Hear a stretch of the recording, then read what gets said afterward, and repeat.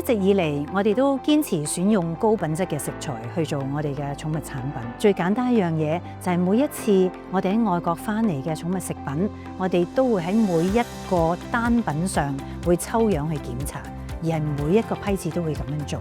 當我哋發現個品質同我哋原先所設定嘅標準有出入嘅時候咧，我哋就會唔賣嗰批貨嘅。咁所以呢一點，我相信亦都可以俾到消費者一個好好嘅信心。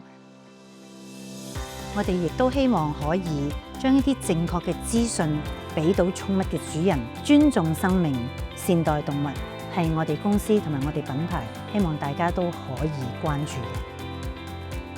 嘅。喺外國咧，好多公司都會有毛孩子帶返公司一齊工作嘅。咁喺香港嘅情況咧，我哋公司係少數一間係有咁多毛孩子同啲同事一齊工作。咁有啲朋友會問：咦，會唔會又好麻煩啊？阻住你工作啊？的而且確係有呢個時候嘅。咁但係更大部分嘅時間咧，佢俾到同事嘅感覺就係佢可以有一個更加愉快嘅工作環境啦。因為好多毛孩子佢嘅動作咧，的而且確係令到我哋人類可以心情放鬆，甚至乎係作一個短暫嘅 break， 咁都係一個比較理想嘅工作環境。咁我哋喺2012年左右開始啦，就我哋第一次公司去旅行。通常我哋都會揀外國啦，同埋每年都會去唔同嘅地方嘅。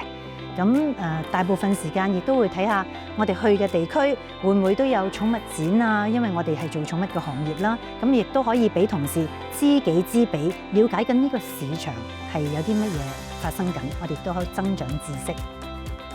卡特圖卡格高級寵物食品喺香港已經推出咗15年啦。喺過去呢15年間，我哋亦都好多謝 GS1 Hong Kong 可以一路支持我哋嘅品牌繼續成長，令到我哋喺同行啦，或者係其他市場度，我哋推廣我哋公司或者品牌嘅時候咧，都令到佢哋更加有信心。